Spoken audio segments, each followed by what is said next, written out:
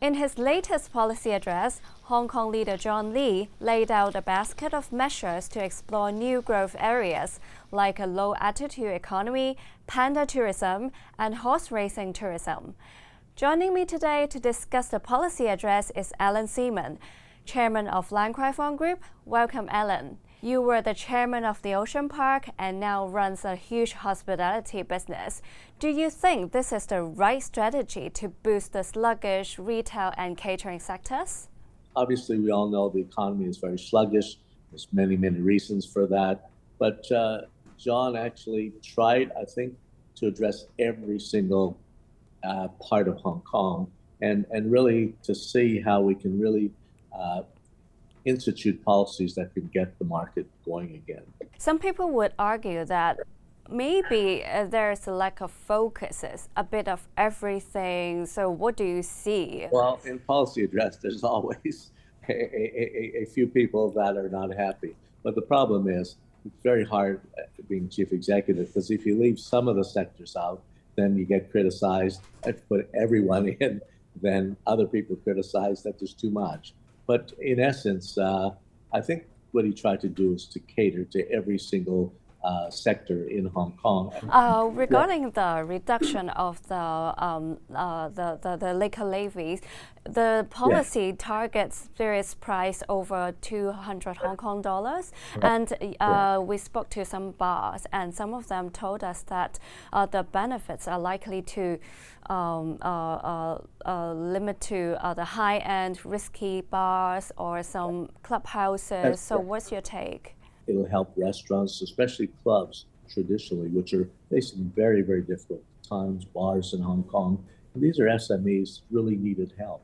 You know, I mean, the government's in a tough spot there, because if they really reduce the tax on hard liquor, I know bars or clubs want it, but that would be encouraging more people to drink. And alcohol, as we all know, is not the most healthy for people.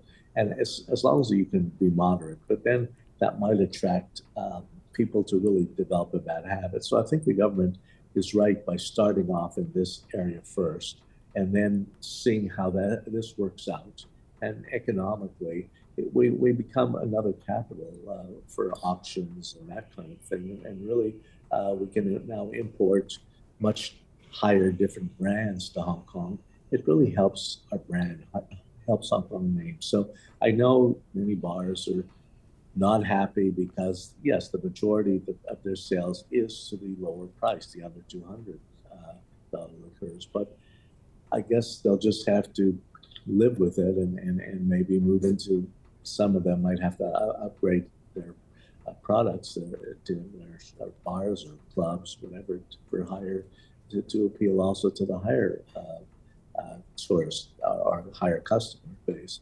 So I think it's a start. You know, it doesn't mean it's going to be forever, but I think government needs to do this. I think governments need to be prudent in this respect, and I think because you can't please everyone. And so I think they actually did the right.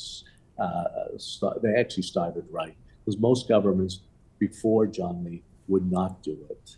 And so this is, I really say that he's really gone out on a limb to make it happen. I also hope to discuss the trend of Hong Kongers spending in Shenzhen. John Lee, in his policy address, he didn't mention it and didn't bring up ways to tackle it. So do you think this is something irreversible, or is there anything that the government side can do to help the retail industry in Hong Kong? Even if I go to catering, or every weekend, 200,000 people leave Hong Kong to go to Shenzhen for the weekend because it's 30-40% cheaper, and they've got everything there. And so this is something that really needed to be addressed, and I think that'll sort itself out as soon as the Hong Kong dollar and US dollar come down in value, because right now there is a 30%, 40% discrepancy between Hong Kong prices and Shenzhen.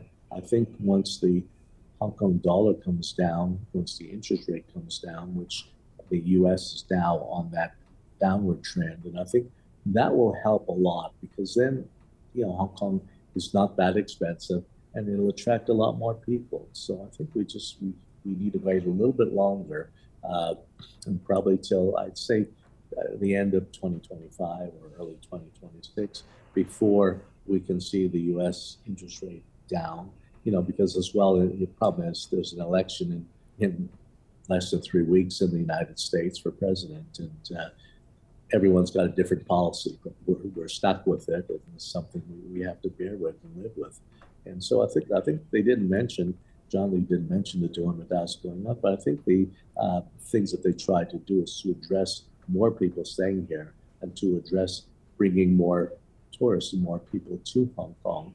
And once our tourist numbers go up, then for sure business is back. Thank you, Allan, for joining us. For more on the policy address, head to our website at scmp.com.